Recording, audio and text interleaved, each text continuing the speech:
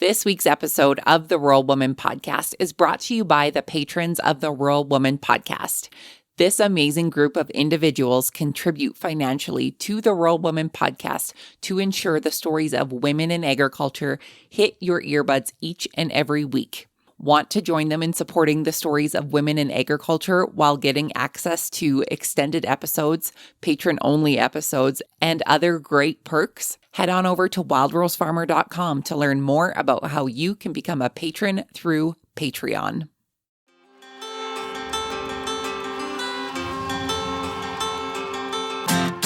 Hi, I'm Caitlin Dubin, and this is the Rural Woman Podcast.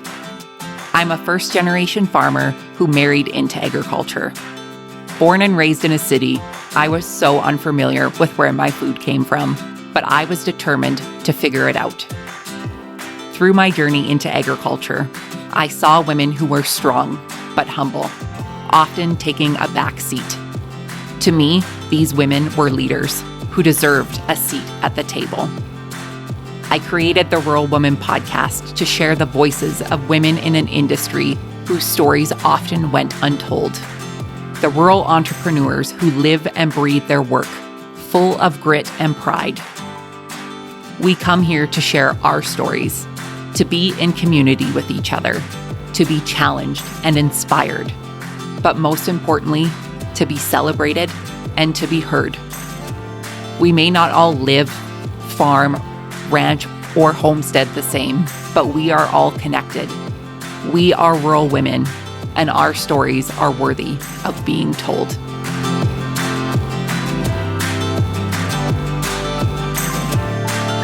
Hey friends, we are celebrating the 5th anniversary of the Rural Women Podcast this year, and we are taking a look back through the inspiring stories that have been shared with us throughout the years. Looking back through these interviews, there are women who have been successful, who have persevered, and who have been resilient. There are women who have shared their stories who may not farm or ranch or homestead or work in the business that they used to. Things may be different for them now, but I know their stories have impact. And I hope that this is a solid reminder for those of you who have shared your stories or who are inspired to share your stories. Our stories are forever changing. And just because we may not farm, ranch, or homestead the same, our lives might not look the same. There has been growth here. Through the good, the bad, and the ugly, I think it's a solid reminder for all of us to look back to see how far we've come. So my friends, I hope you enjoy these throwback podcast episodes coming your way, and thank you for being here and for helping me celebrate the incredible stories of women in agriculture through the Rural Woman Podcast over the last 5 years. Enjoy.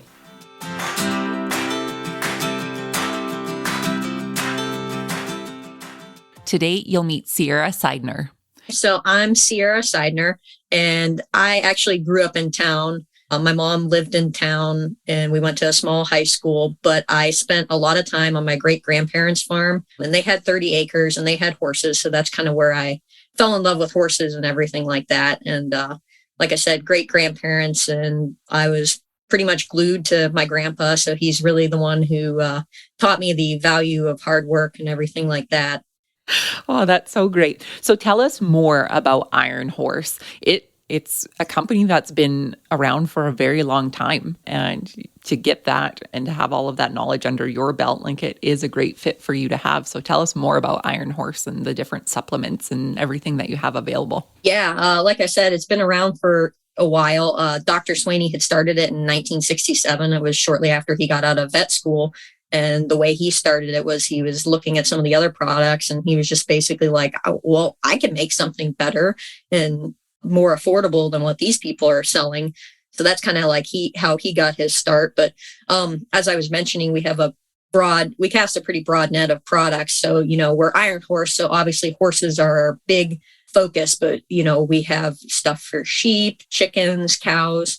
Hoof and Sole is our best seller. That's for horses with hoof issues. So it'll help thicken the hoof walls if they have thin soles, things like that. And then like our all-purpose mineral, that's something that people really feed the cows. So if they mix their own feed, then it comes in a 50-pound bag. So you just stick a 50-pound bag right in a ton batch of feed. And that's for the dairy farmers, it's been a good thing because it's shown to increase the milk fat by like 10%. So a big increase in your milk fat there when you're making cheese. That's pretty important. And then, like I mentioned, we have stuff for sheep. So we have the KAO. It's a vitamin trace supplement. So it's just basically a mineral conditioner for sheep and goats. And it doesn't have copper because they're copper sensitive animals. And then a newest thing that we started over the summer was egg enhancer. So this is for chickens, laying chickens specifically. They, especially this time of year, the chickens like to go on strike and don't want to lay because it gets colder and they molt and everything. So this kind of helps. It boosts their vitamin intake to help with the egg production. So you'll see an increase in egg production. And then you'll also see an increase in like the egg size as well by about 7%. And a funny story on the egg enhancer, when we were testing it for a while, our friend and realtor, she has ostriches. So I was like, hey, people are really seeing a good results with this with their chickens. Why don't you try it on Aggie and see what happens to her ostrich eggs? So she tried it, and like after about a month, her ostrich eggs gained like half a pound. So it was pretty incredible. And so ostriches, they have a specific laying season, I guess. And I didn't know this, but they lay from like April to September-ish. And here in November, Aggie is still laying, getting the egg enhancer supplement. So that's pretty cool. The ostrich story is like my favorite of all time.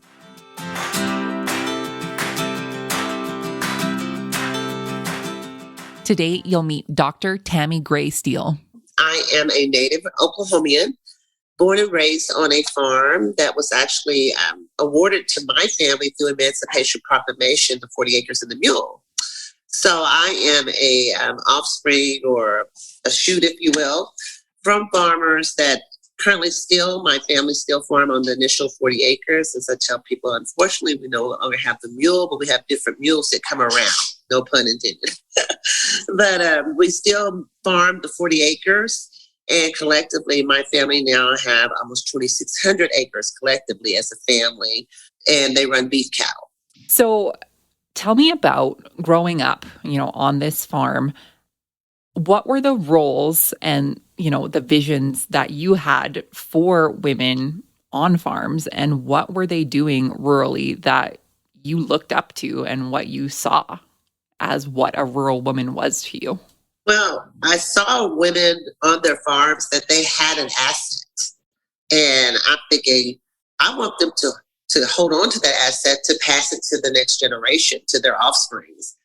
They didn't realize what an asset they had as being just landowners and what they could do with the land. So what we did, and I say we, my team at the time, we went in and started researching and finding resources with the federal government, even starting with our own local Department of Agriculture. Oklahoma Department of Agriculture at the time had grants, and they still do, for individual farmers to access some resources anywhere from $5,000 up to $10,000. And it was much lower than then. I think at the time then it was like $1,500 to $3,000 when we started getting these mini grants, if you will. We started getting grants, literally doing the paperwork for the farm women and giving them that asset and letting them diversify from what they were already doing. Like we started peach orchards, blueberries, blackberries, strawberry farms that with these women. And they were excited because they were like, wow, we could really do. And it gave them something to be proud of. So just being able to help them develop their farms and make an income and just be a part of society where they felt that they weren't. They were just kind of sitting there wilting away, basically, because no one was paying attention to them, especially as being a minority woman. And that's another hurdle that I always tell people. Yes, I'm a woman, but try to be dual minority. It's really tough.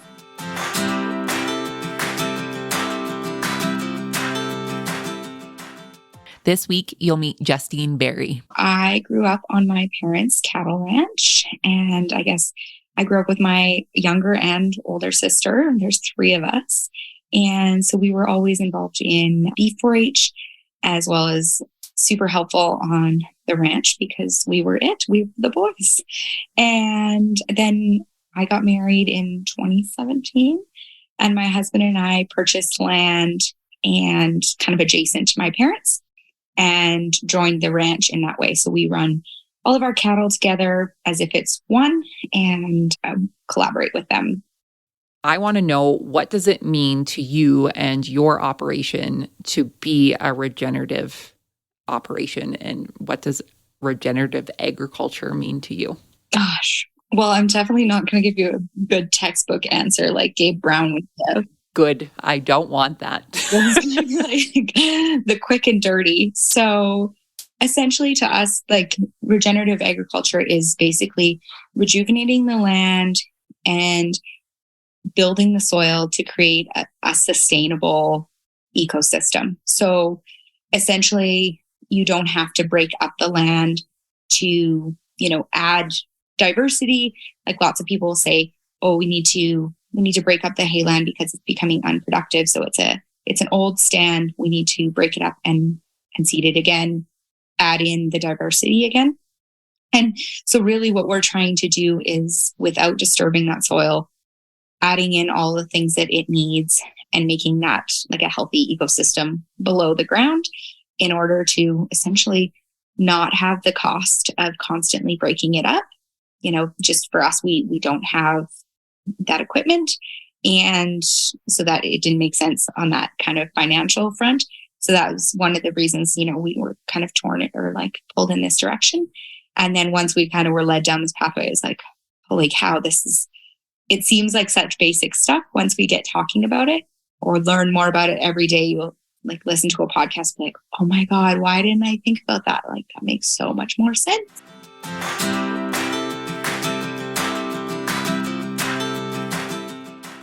This week, you'll meet Emily Reuschel. Okay, let's see. So my husband and I live on his family farm here in West Central Illinois. I did not grow up in agriculture. As I like to say, I married a farmer. Farms don't move, so people do. So that's how we are here. We've been back at the family farm since 2016. And I didn't have an incredible expectation of necessarily what that was going to be like. I certainly didn't necessarily see myself existing in the space of agriculture outside of, being a farm wife and raising farm kids. I actually grew up about 2.5 hours south of here in what I thought was a small town outside of St. Louis, which is a pretty big city. And professionally, I was an elementary school teacher for 5 years. I taught 4th grade before leaving the classroom unexpectedly to work at our local YMCA for 4 years. I was a program director, and it was during my time at the Y that I started my own personal growth and health journey. I just really wanted to learn to take care of myself and have energy and feel good in my body. So that turned into discovering personal growth and podcasts and personal development books, and just really snowballed into me starting to share online, first of all, to connect with other farm wives, women who were from rural communities who understood what our life was like here, but also finding people who were interested in this kind of new world I had immersed myself in personal growth and personal development. So take us through the process of what it was like for you to learn these skills. Yeah, well, I think that's such a good point, and something I'm actually really, really passionate about, because our whole life we have been told how to be, how to act, how to dress, how to work out, how to eat, like all of these things. And one thing that I have really struggled with is like, everyone says like, find your niche, talk about your thing. And I'm like, what works for me doesn't work for someone else. Like, what I care the most about is igniting a spark that prompts women, specifically in rural communities, to get clear on what they actually want and to do that thing. I can share, here are 5 things that I do in the morning that start my day for success, but that doesn't mean it's right for you. It's why my habit challenge is called You Do You 82, because it's meant for you to choose the habits that you actually need to build or break for your lifestyle. And so it's a journey. It's a process. It's trying different things. It's getting inspired. But most importantly, it's continuously asking yourself, what do I actually want? Or what do I actually need? Not what my mother-in-law thinks, not what my best friend told me, not what my sister is doing, not what this chick on the internet says is best. But what do I actually want? And that transcends every part of our life, whether it's career, whether it's health, whether it's, personal development, whether it's parenting or marriage. It's what do I actually want? What makes the most sense for me? And that requires a level of vulnerability and honesty, and sometimes coming to realizations that feel hard. But the more that we can turn inward and look to our inner guidance outside of what everyone else is telling us that we should do, like that's where we find our path. And that's where, we go down what's meant for us.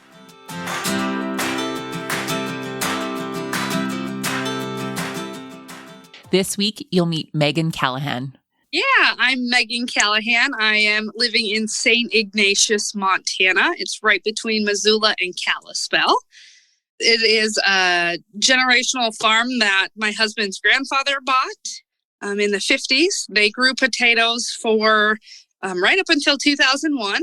And then they got out of the business and leased the land until my husband and I were ready to come home and start our adventure on the farm. So I grew up in northern Minnesota, the frozen tundra of hell, north of Duluth, and I was a horse kid in 4-H, and that's not really a big thing up there. There's not very many of us, but I sure had dreams about moving out west.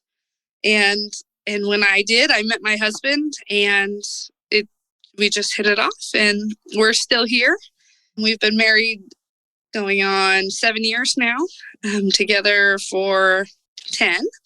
And we have quite the adventure going on the family farm. So I'm happy to share with you guys. Well, tell us more about your operation, and your ranch's name is Lazy DC Bar Ranch. So tell us more about the ranch, what you have on there, and what your operation looks like today. Yes. So my husband's grandfather bought the brand in the 1950s, Lazy DC Bar. His name was Dan Callahan, and he got the brand, and we decided what better way to name the ranch and go with it than buy the brand and utilize it. So that's where our name started off. And we have a menagerie of animals, but mainly we breed mules. We have 2 mammoth jacks currently that we use, a few head of brood mares, and some milk cows. We give riding lessons. We put up commercial hay. And then we do sell family milk cows when we happen upon them. So yeah, we just have a blast breeding mules, and we rescue a lot of mules also out of auctions, or maybe mules that are misunderstood and need a home.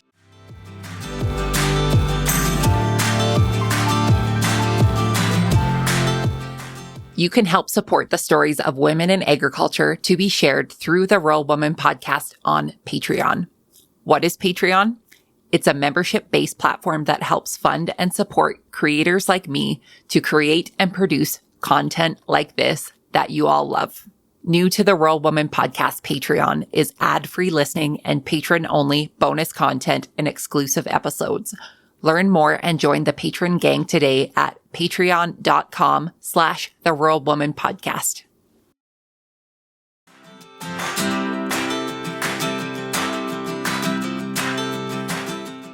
Today, you'll hear from Sarah Riedner. Let's see, who am I? First of all, I'm a first-generation farmer, so I know a lot of people can relate to that more and more these days.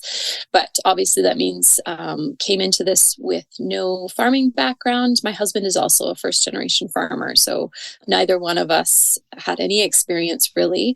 And we currently live in Didsbury, Alberta, and our farm is just outside of town. But I was born and raised in Calgary, and made the move to Didsbury just this last summer, which is a bit surprising that it took this long to finally get out to the country officially. But yeah, we got into farming. It was a bit of a long road to get to the point we're at right now, obviously. But it mostly just started because I grew up, my mom had a little veggie garden, and we would just grow basic carrots and peas and things like that as kids. And so I just always had that around.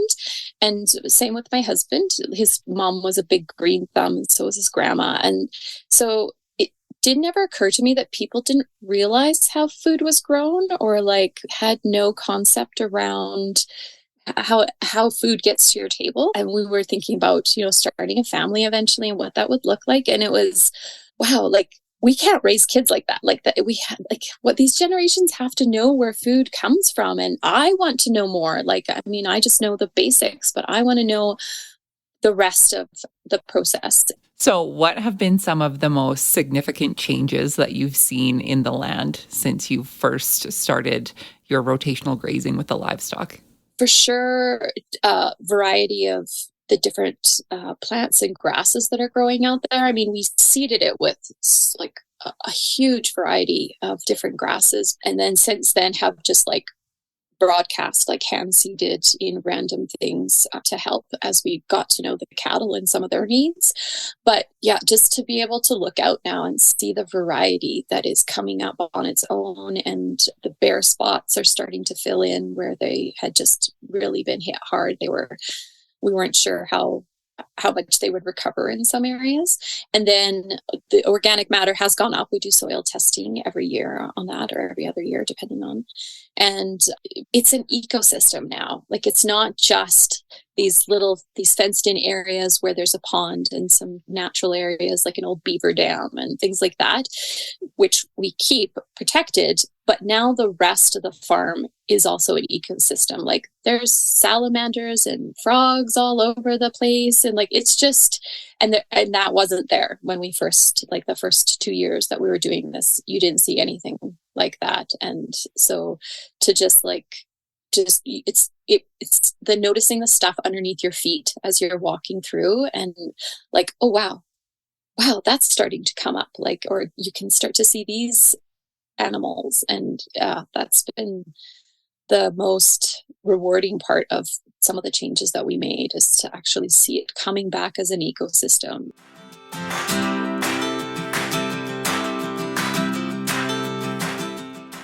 Today, you'll meet Lindsay Hamilton. So my name is Lindsay Hamilton. I'm from the rural community of Queil, Quebec, which I don't have a French accent, but because I am a fifth generation, my children are the sixth generation of our family farm here in Quebec. And we are from Irish descent. And so we live in a community with a lot of Irish descent and descendants. And we actually are very English in this community, despite being Quebec-based. We have worked on this farmland for many generations.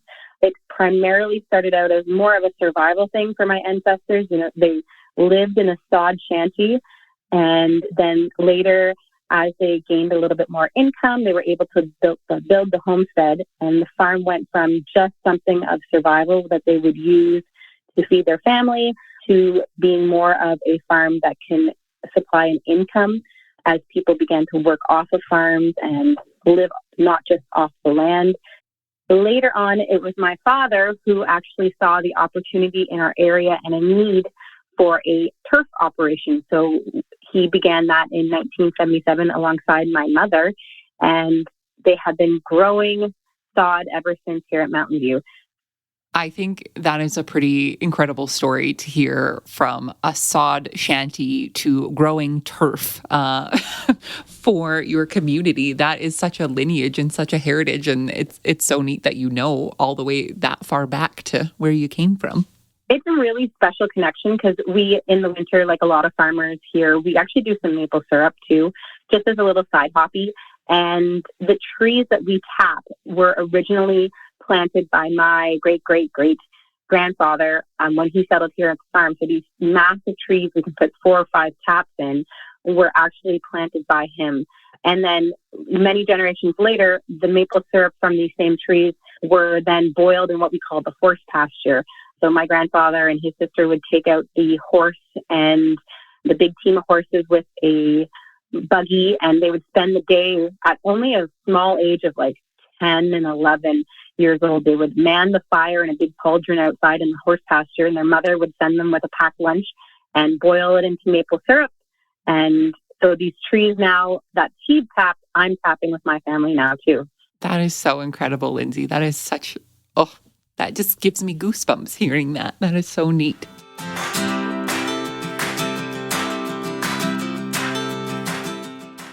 This week, you'll meet Diane McKenzie.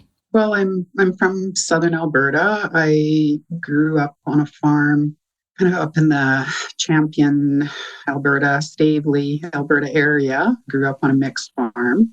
I attended Olds College after high school and received a diploma there. And then I went to SAIT and received a diploma there. And then I got married. I moved to Warner, Alberta, Southern Alberta, and have been here ever since. So actually not close to, it's been 40 years. I raised 3 boys. My husband started a business off farm about 25 years ago, a little bit longer. That is a long history of being in agriculture in Alberta here. Tell us more about the research that you did while you were doing your master's, specifically around women in agriculture and girls in agriculture. Yeah, well, I was getting more interested in women's history. And then, that was kind of tying to, like I said, the Center for Oral History and Tradition at the university, and using oral history as a research method. So I was kind of honing that a little bit as well. But yeah, so between the conversations and the studying I was doing with Gordon, and then I took an oral history course from Heidi McDonald, and part of that project was doing an interview. So I interviewed a woman who farmed and had been very active in farm women organizations like of yesteryear, right? She was into her 80s, well into her 80s, I think, when I interviewed her. So that got me more and more interested in, I guess, kind of the history and I suppose the neglected history of women. I guess, like you, I thought I want to let women tell their stories, tell me about their experiences on family farms and the history, like their version of the history of their family farms that they farmed or, grew up on. Yeah. So then, and my question for my thesis was, how does the current reproduction of gender norms impede women's participation in the intergenerational transfer of the family farm? So I also decided to interview generational cohorts. So I did a younger group, kind of a middle-aged group, and a older group, because I wanted to examine I wanted to consider how some of these norms are passed generationally.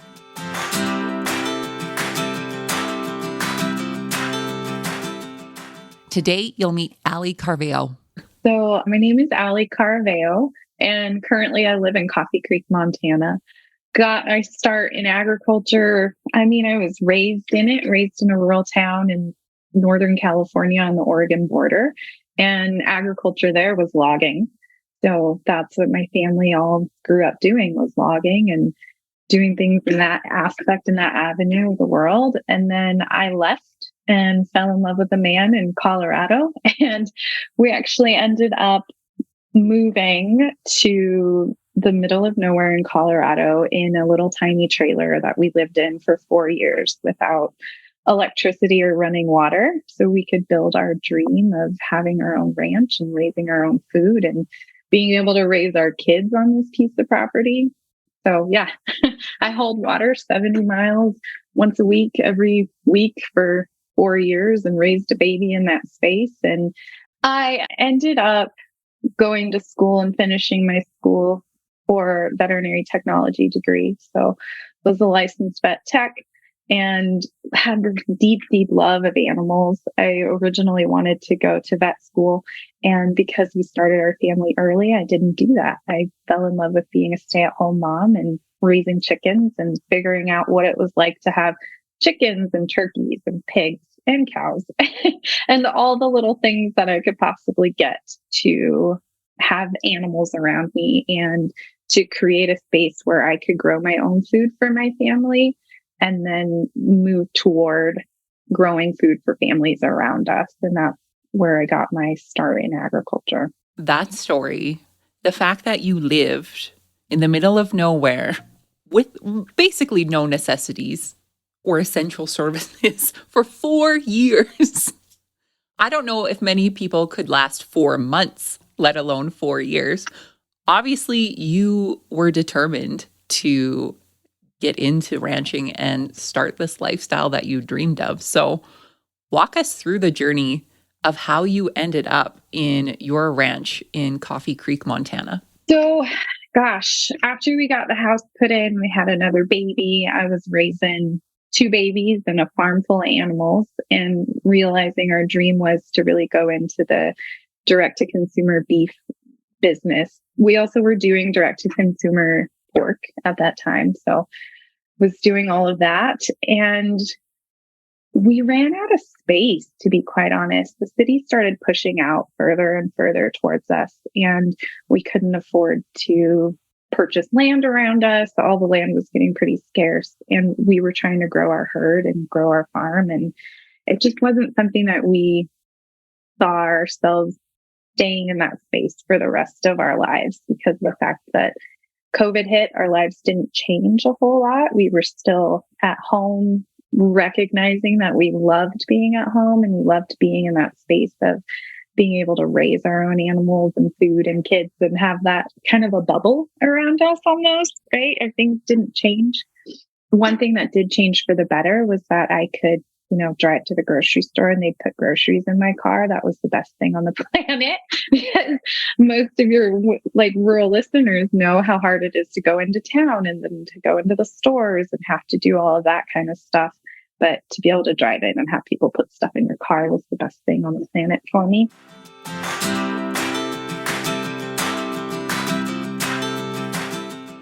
Today, you'll meet Serena Donovan. Well, my name is Serena Donovan, and I married my husband, Ian Donovan, in 2009. He is a generational farmer in southern Alberta. We're located in Mossley.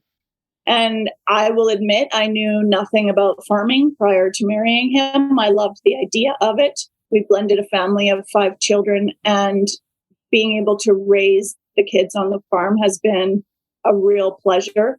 I've always kind of lived rurally and raised my children in rural communities, but there's something different about being able to just, usher them out the door and they're good to go, and they have this ability to be outside and enjoying nature and enjoying the farm. And so my start wasn't great, probably. I mean, I had to learn a lot. And as the years progressed, I actually got my own combine so I could help combine in the fields. And I would be starting meals in the morning in the crock pot and jumping onto the combine all day and coming in with everybody and doing supper and throwing the dishes on the counter, and out the door we'd go back to the combine, and then I'd come back in and we'd clean it all up. And so harvest was probably my favorite, but obviously my most stressful time on the farm. And so, yeah, that was kind of my introduction to farming. I love that. So you yourself, you got your own combine, you did all of the things, but you've kind of taken a different route in your farming career. So let's dive into it and start from the beginning with us. What made you go down the path that you are on today when it comes to the type of farmer that you are?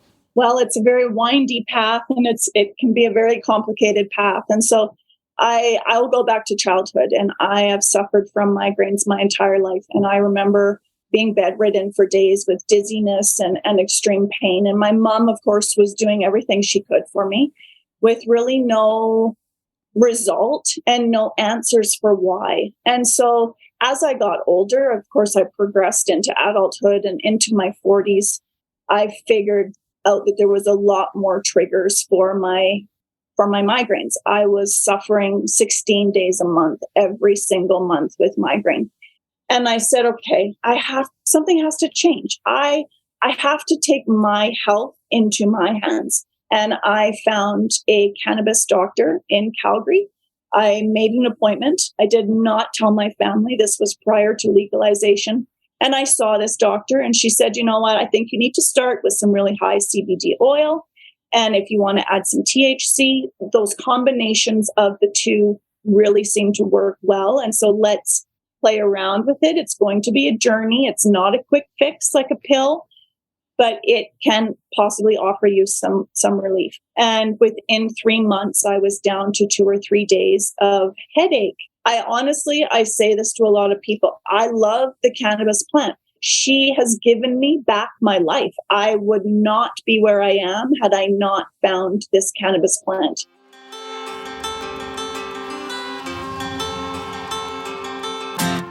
Thanks for listening to the Rural Woman Podcast. The Rural Woman Podcast is more than just a podcast. We are a community. A huge thank you to the Rural Woman Podcast team, audio editor Max Hofer, and admin support from Kim & Co. Online. A special thanks to our Patreon executive producers, Sarah Riedner from Happiness by the Acre and Carrie Munven from Blaystone Farms. To learn how you can become a Patreon executive producer or other ways to financially support the show, head on over to wildrosefarmer.com to learn more. Be sure to hit the follow or subscribe button wherever you listen to the podcast to get the latest episodes directly on your playlist. And if you are loving the show, please be sure to leave a rating and review on Apple Podcasts or any other platform that accepts ratings and reviews. You can connect with us on social media at The Rural Woman Podcast and with me at Wild Rose Farmer. One of the best ways you can support the show is by sharing it. Send this episode to a friend or share on your social media. Let's strengthen and amplify the voices of women in agriculture together. Until next time, my friend, keep sharing your story.